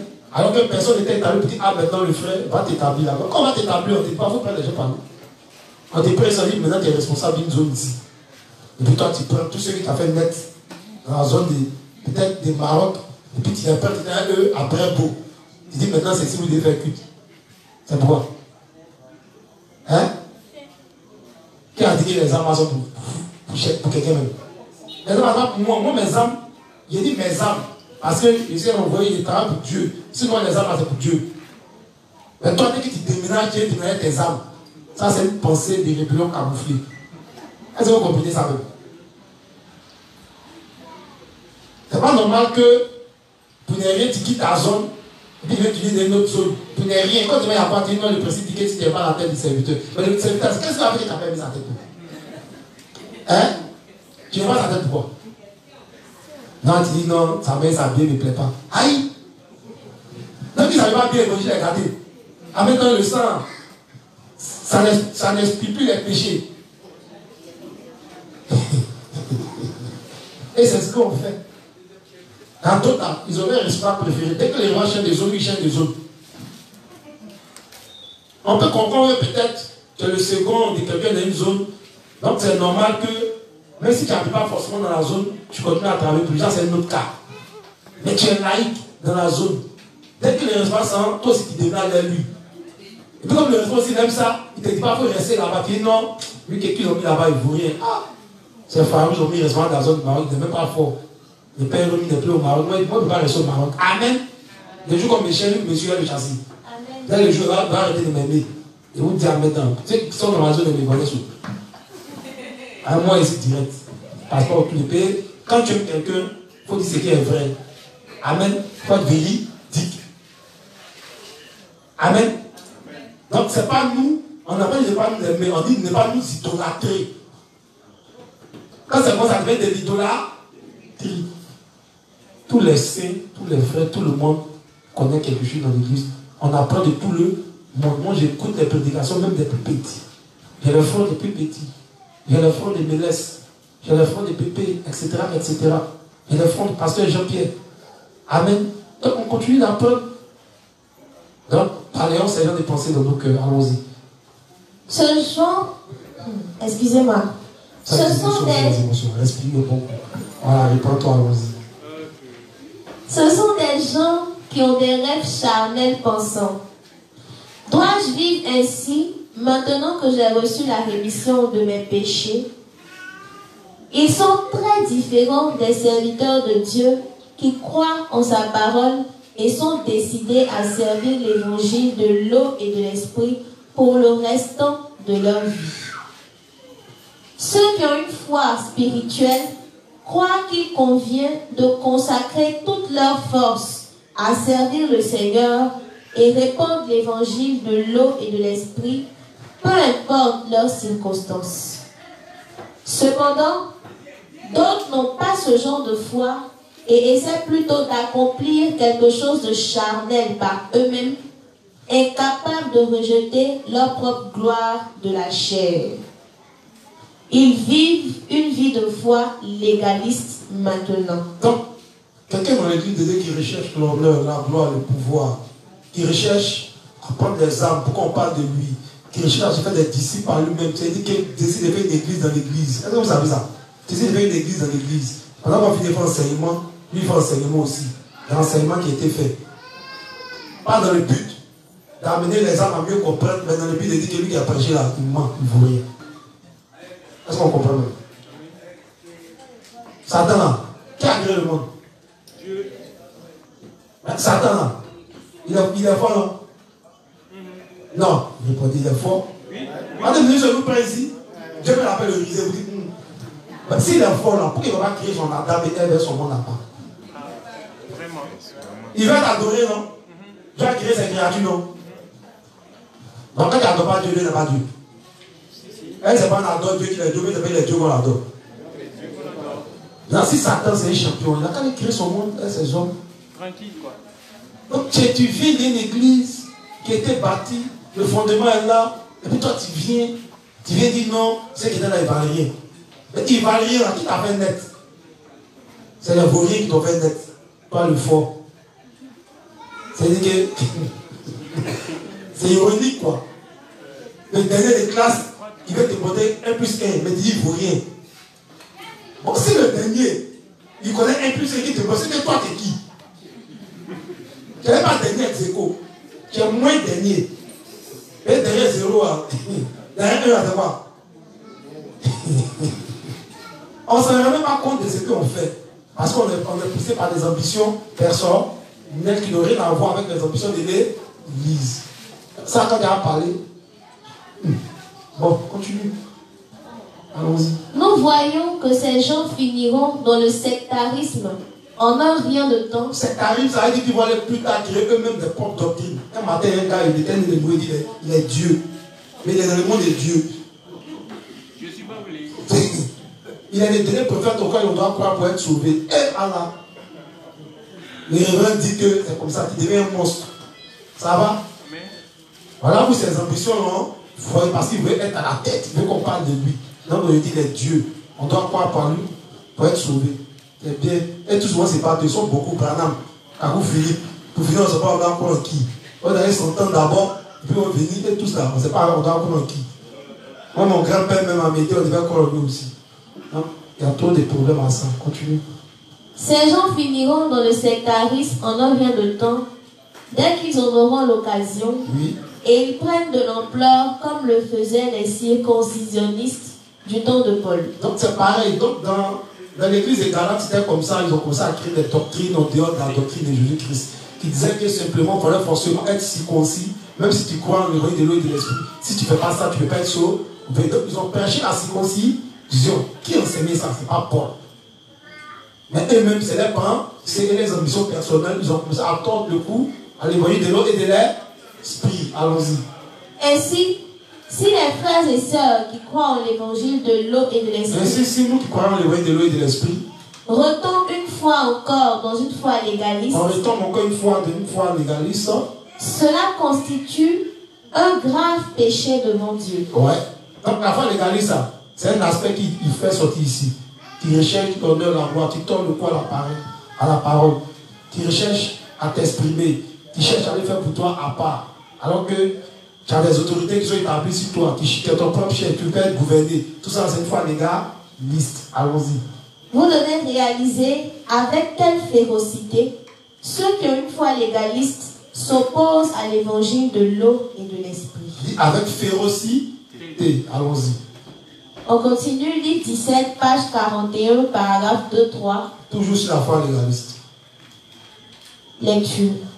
En réalité, même dans les cœurs qui croient en l'évangile de l'eau et de l'esprit, même dans les cœurs qui croient en l'évangile de l'eau et de l'esprit, des croyances légalistes rôdent toujours. Non, des croyances légalistes rôdent toujours autour de nos quoi? Du cœur de chacun de nous. Allons-y. C'est parce que nous sommes dans l'église de Dieu. C'est parce qu'on est unis à l'église de Dieu que nos convoitises charnelles sont brisées et anéanties. Est-ce qu'on comprend? Donc c'est dans l'église de Dieu, par exemple, quand je suis en train de prêcher, ils sont en train d'expliquer. Donc si tu avais une telle pensée, normalement, ton coup d'être brisé. Amen. Amen. Amen. Allons-y. Nous permettons de vivre par la foi en le Seigneur. Oui. Si ce n'était pas le cas, oui, et que nous vivions avec la foi légaliste, nous ne serions pas capables de vivre plus que nos convoitises charnelles. Ainsi, plutôt que de suivre nos convoitises charnelles, nous devons croire en la justice de Dieu et la suivre par la foi. Donc la convoitise, ça fait que ça engendre beaucoup de choses et ça nous fait créer des sectes, des religions, des doctrines. Adam et Ève ont combattu quoi? L'arbre de la connaissance du bien et du mal. Quand ils ont constaté qu'ils sont nus, ils sont allés faire des feux de filles gays qui représentent quoi? Les prières quoi? Les prières de repentance. Donc tu vois que les prières de repentance sont enseignées dans les écoles de théologie. Donc c'est des doctrines fabriquées, c'est de la religion. Donc quelqu'un qui a une foi qui convoite, qui a une foi légaliste, il finira par lui-même aller créer sa propre doctrine, ses propres religions, ses propres pensées, ses propres principes. Et il va finir par s'opposer à l'évangile de l'eau et de l'esprit. Allons-y. Nous ne pouvons pas permettre à des croyances légalistes de grandir dans nos cœurs et nous pousser à vivre avec des désirs charnels. Oui. Mes chers croyants, oui, si nous permettons aux croyances légalistes de nous tenir, oui, nous vivrons selon nos propres convoitises. Ceux qui sont vraiment nés de nouveau réaliseront alors qu'ils ont tort, rejetteront leurs erreurs, se confieront en le Seigneur et seront rétablis par la foi. Amen. Donc quand c'est venu, c'est monté, ça a été manifesté, que tu réalises tes torts, réellement tu admets tes erreurs, admets des écritures, alors il n'y a pas de problème qu'on t'accueille, et qu'on continue la bataille ensemble. Une fois que tu laisses tes pensées être corrigées, tu te laisses gouverner, alors on fera bon chemin avec toi. Dans le cas contraire, tu ne peux pas partir. Allons-y. Cependant, fondamentalement parlant, nous ne devons pas permettre que cela se produise premièrement. Oui. Nous devrions établir notre foi fermement dans nos cœurs. Croire que nous sommes morts avec Christ et avons été ramenés à la vie. Ouais. Maintenant, nous sommes de nouvelles créatures qui peuvent seulement vivre par la foi, indépendamment de nos circonstances. N'oubliez pas que, tout comme c'est par la foi que nous avons été sauvés du péché, c'est aussi par notre foi spirituelle que nous pouvons servir le Seigneur. Nous devons établir nos cœurs fermement pour croire en l'évangile de l'eau et de l'esprit. Certains d'entre vous pourraient se sentir supérieurs à d'autres, alors que d'autres se sentiraient humiliés à cause de la position que vous avez dans l'église de Dieu. Oui. Ces personnes-là ont un sérieux problème. Redis ça. Certains d'entre vous pourraient se sentir supérieurs à d'autres, alors que d'autres se sentiraient humiliés à cause de la position que vous avez dans l'église de Dieu. Qui se sent supérieur ici? Personne. Vas-y. Allons-y. Peu importe qui vous êtes, oui, que vous soyez pasteur ou paroissien, Oui. indépendamment de la position, Oui. nous sommes des partenaires égaux dans le service du Seigneur. On dit on est des partenaires égaux dans le service du Seigneur. Amen. La seule différence, c'est les petites positions que chacun a dans l'église. En dehors de ça, on est tous même chose. On peut manger dans la même assiette, on peut danser ensemble, on peut s'amuser ensemble. Amen. Après, on est dit samedi là, on va venir jouer. Gars, ceux qui vont jouer les responsables, arrangez-vous, mais ne gagnez pas.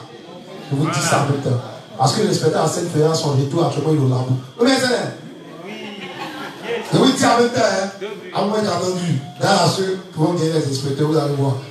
Qui va vous enseigner ici. Du Congo, tu me regardes.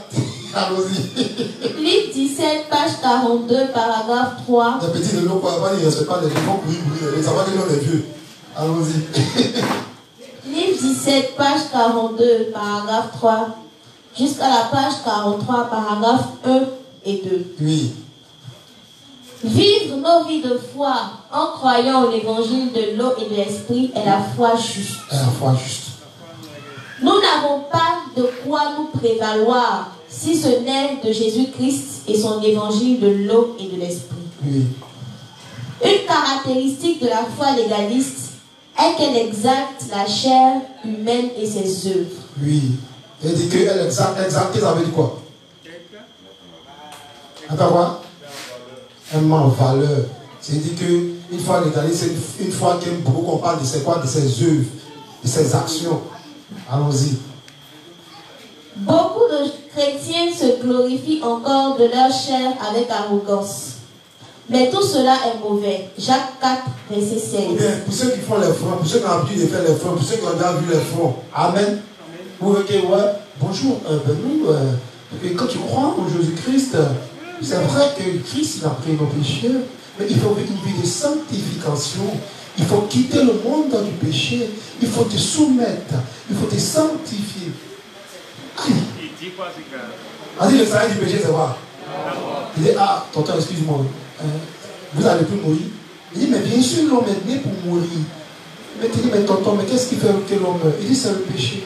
Mais tonton, si tu as arrêté le péché, pourquoi tu vas mourir? Il est franchement petit. Tu es venu évangéliser le bien.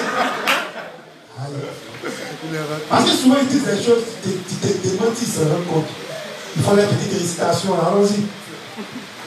Il n'est pas bon de vivre nos vies en nous glorifiant de nos propres œuvres. On a raison, le personne de tonnerre un peu avec ça, c'est génial, bien. Allons-y. Cependant, une fois que nous sommes nés de nouveau d'eau et d'esprit, oui. Nous avons été ordonnés pour vivre pour la gloire de Dieu. On est ordonnés, c'est ce qu'on est consacré pour vivre quoi? La gloire de Dieu. C'est ce qu'on appelle Kadash. Kadash, en hébreu, signifie être consacré. Comme Samson, comme qui encore?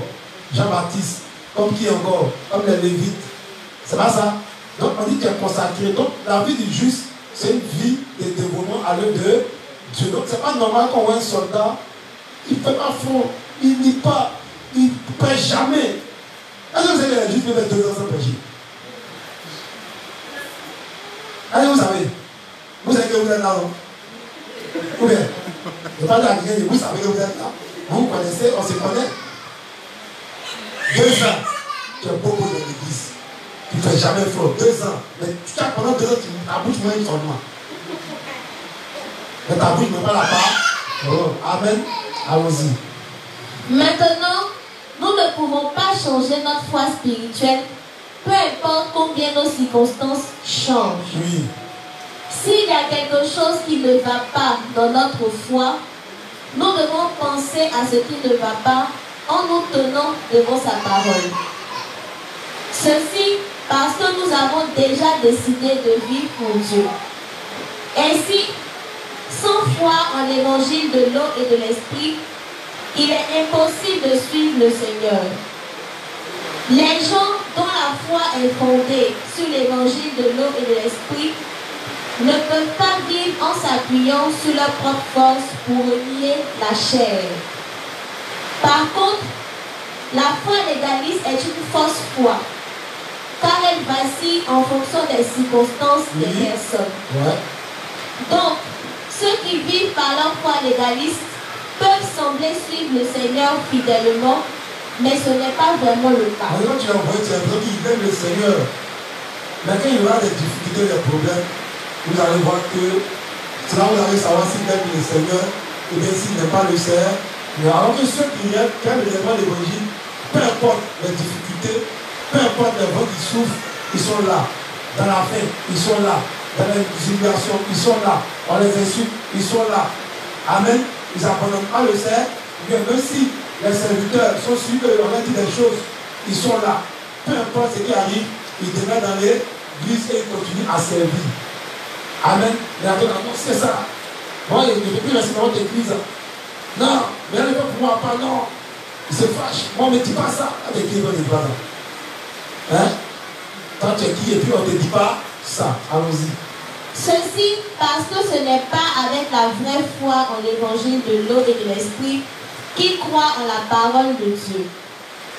La foi légaliste est fondamentalement orientée vers la convoitise. La foi légaliste est orientée vers où? Donc vous avez un peu où la foi légaliste s'oriente. On dit vers la convoite, il convoite, il désire, il veut avoir, il veut être. Allons-y. La foi légaliste est fondamentalement orientée vers la convoitise. Oui. C'est le genre de foi avec lequel quelqu'un peut bien suivre le Seigneur lorsqu'il en est capable, mais ne peut pas faire le moindre pas dans une situation risquée. Ouais. Amen. Amen. Amen. Question. Question, il n'y a pas de questions en ligne. Allons-y.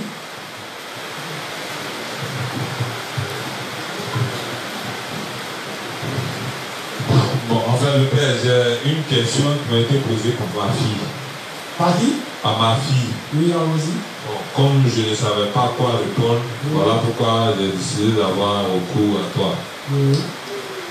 Elle m'a demandé, les anges là, c'est des hommes ou bien c'est des femmes? Parce que je lui ai dit que les anges, ce sont des êtres asexués. C'est-à-dire que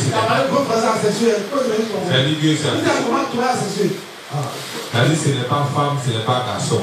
Voilà. Maintenant, elle dit, mais voici ce que je dis, c'est vrai. Pourquoi dans la Bible, la plupart des anges portent des noms d'hommes?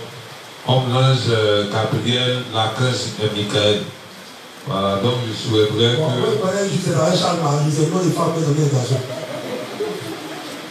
Bon, il faut laisser après de... Non, les anges sont des esprits. Ça va? Et dans Matthieu, le Christ a répondu. Il dit, à la résurrection, on sera comme des anges. Ça va un peu, non? Les anges, ils n'ont pas de sexe. Donc, à la résurrection, là, on peut dire, non, tout le monde s'est équipé ici, là, c'est fini. À moi, il n'y a pas de sous au millénium. C'est impossible. Les anges n'ont pas de sexe. Mais quand ils apparaissent, ou un peu, non? Quand ils apparaissent aux hommes, ils peuvent prendre des formes d'hommes. Il peut apparaître en tant qu'un homme, il apparaît dans la chair comme une femme, mais peu importe, c'est pour eux donner le message de Dieu. Mais sinon, dans leur corps spirituel, ils ont un corps spirituel, le corps spirituel est asexué, comme tu dis, le corps spirituel n'a ni sexe. Là-bas, parce que le sexe, ça se reproduit sur la terre ici. Au ciel, là-bas, on ne se reproduit pas. Donc, répondez simplement, comme cela. Ne cherchez pas à répondre dans ses pensées. Il faut lui laisser. En fait, c'est un nom, je ne vais pas te dire c'est le nom des femmes. Quand tu arrives dans un autre pays, c'est le nom des garçons là-bas. Est-ce que les garçons ne comprennent pas? Ça va un peu, non? Donc c'est chez nous ici, comme on était colonisé par les Français, on mettait la différence. Ça va un peu, non? Sinon, dans certaines cultures, il n'y a pas fait de nom des garçons, garçons portent, femmes portent. On comprend ça? Donc tu lui expliques simplement que les hommes sont asexués. Ça va. Deuxième question dans mon thème, s'il vous plaît. Ça, c'est culture générale. Merci de ces majestés. Donc ceux qui avaient ce problème-là, les anges, donc là, c'est Matthieu, on est 28 km comme il y a les plus. Le Christ dit, on sera comme des anges à la résurrection. Bonsoir, inspecteur. Oui. Moi, c'est le juge Jean Mermoz. Oui. Le thème, c'est le thème spirituel et l'examen de soi. Oui. Mais jusque-là, nous n'avons parlé que l'examen de soi. Ah bon? Ah bon? Bon. Comme tu dis, c'est ça, c'est pas même le domaine spirituel.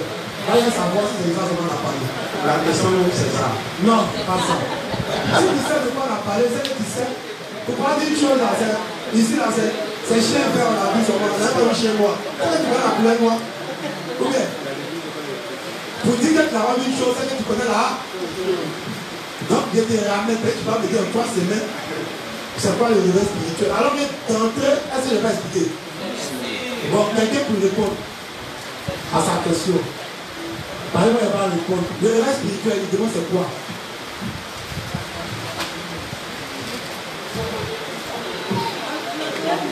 Là, qui a tapé à lui que pendant 3 semaines qu'aujourd'hui, il n'a pas parlé du réveil spirituel. Ah, j'avance. Attendez, tes amis vont taper toi. Lui, il est juste demandé. Ok, le réveil spirituel, l'examen de soi, on m'entend, le réveil spirituel, l'inspecteur a défini comme suit. C'est être réveillé spirituellement pour plus d'efficacité, être à jour à toutes les activités spirituelles de l'Église. Ce que moi j'ai noté et ce que j'ai entendu, c'est ce que je donne. Voilà, être à jour à toutes les activités de l'Église et être réveillé spirituellement.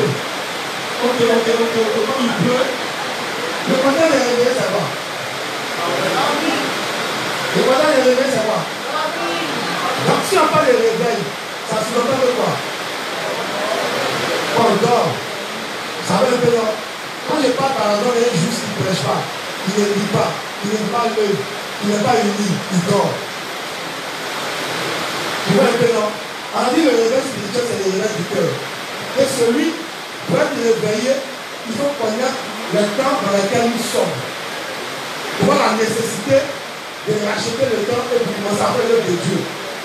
C'est quelqu'un qui ne fait pas l'œuvre de Dieu. Donc cette personne qui est endormie. Tu comprends? Le réveil, on nous demande d'être réveillé. On dit le réveil spirituel, c'est quelqu'un qui connaît et qui connaît le temps dans lequel il est. Tu vois un peu, on dit qu'il connaît et qu'il reconnaît le temps dans lequel il est. Donc tu es né de nouveau. Tu ne sais pas dans quel ère nous sommes. Tu es né de nouveau. Tu vois les guerres passer par là, tu vois ce que ça signifie. Tu es né de nouveau. Tu vois le réveil spirituel, tu ne comprends pas. Et tu ne comprends pas la variation climatique et alimentation changée. Ça veut dire que tu es en dehors, tu es né de nouveau. Tu ne sais pas comment faire pour naître de nouveau alors que tu dis que tu es né de nouveau. Et tu comprends. Mais tu es dans l'église, ça fait 53 ans, mais tu ne comprends pas la même naissance. Tu es endormi. On va lire le passage du livre 31. Donc on écoute comme il pleut. Livre 31, page 216, paragraphe 1 et 2. Livre 31, page 216, paragraphe 1 et 2. Définition du réveil spirituel. Le réveil spirituel désigne réellement le réveil du cœur. Cela ne signifie pas la prospérité matérielle ou la croissance en homme. Donc tu es né de nouveau, quand tout nos besoins c'est la prospérité matérielle, ici c'est pas ça. Donc si tu es né de nouveau, quand tout nos besoins c'est des riches de l'église, alors tu dors le luxe. Alors, oui. En effet, Oui. pour vivre une vie spirituelle avec succès, Oui. nous devons avoir notre pleine foi en Dieu, Oui. qui à son tour fortifiera nos cœurs. Oui. Cela ne peut se faire que quand nous croyons en l'évangile par lequel notre Seigneur a expié tous nos péchés et les péchés de la race humaine entière. Oui. En d'autres termes, avant tout, votre problème de péché doit être résolu premièrement. Oui. Et c'est alors seulement qu'il vous est possible d'être fort et de travailler pour les autres aussi. Donc, il faut que d'abord ta foi soit correcte. La vie de l'évangile de la raison des péchés. Ensuite, tu te donnes quelle joie maintenant dans l'église de Dieu pour sauver ton âme. Parce qu'un juif, c'est un soldat. Un soldat, il va pour se battre. Donc, depuis que tu es né de nouveau, tu ne te bats pas, tu dors. Est-ce que tu comprends? Si tu ne vas pas, tu n'es pas venu à ta base, tu dors. Tu ne vis pas pour grandir, pour sauver les âmes de ton quartier, de ton village, de ta famille, tu dors. Tu n'es pas réveillé. Allons-y encore. Pendant le culte de ce matin, Oui. j'ai parlé du passage des Écritures. Je cite, mais comme ont été les jours de Noé, Comme on était les jours de Noé, ainsi sera aussi la venue du Fils de l'homme. donc on dit, comme au temps de Noé, c'est comme ça que Jésus va venir. Mais tu ne sais pas que nous sommes dans le temps de Noé. Tu ne sais pas que nous sommes dans le temps de Sodome et Gomorrhe. Or, dans le temps de Noé, on dit les hommes faisaient quoi? Selon lui, ils mangeaient, ils buvaient, ils se mariaient. Le temps de Sodome et Gomorrhe, les hommes sortaient les garçons, les femmes sortaient les femmes, les hommes sortaient les animaux. Est-ce que tu vas pas sur le lit? Azarakan, comment on mange en mangeant? Pas ça. C'est un temps de plaisir, de l'hédonisme. C'est pas avec le plaisir. Les gens vivent seulement pour le plaisir. Au lieu de voir la Côte d'Ivoire, les chaînes de télévision naissent. Tout ce qu'on regarde là, c'est quoi? Caviar, distraction à outrance. C'est pas ça. Et on perd le film et les juifs sont abonnés à ces pages-là. C'est pas ça. Ils sont laissés un matin, les sites Facebook disent non. Le soir, il dit dans l'enseignement du soir. Et il retourne encore et puis il dit c'est quoi qu'on faisait même. Amen. Vous parlez un peu de ça. Continue. Maintenant, je voudrais partager la parole avec vous au sujet du réveil spirituel. Oui. Le réveil spirituel vient-il vers nous qui sommes nés de nouveau de n'importe quelle façon? Oui. Il est clair que le réveil spirituel vient seulement pour ceux qui sont vraiment bien éveillés. Est-ce que tu comprends? C'est pour ceux qui ne tombent pas. Donc c'est celui qui est éveillé. Maintenant, éveillé va expliquer, oui. Les gens vivent maintenant dans ces temps derniers. Oui. Et notre Seigneur a dit dans la Bible que la venue du Fils de l'homme serait comme au jour de Noé. Oui. Ceux qui connaissent le temps peuvent discerner l'époque. Donc c'est quand tu connais le temps que tu peux savoir dans quelle époque. Hein? Et ceux qui peuvent discerner l'époque peuvent jouir du réveil spirituel et faire le travail spirituel. Ceux qui peuvent jouir et faire le travail spirituel. Est-ce qu'on comprend? Donc le réveil spirituel, à comprendre ça très bien. D'abord, c'est pour ceux qui sont éveillés. Donc dans un premier temps, nous on doit t'éveiller. Pour que tu sois réveillé. Tu vois un peu là?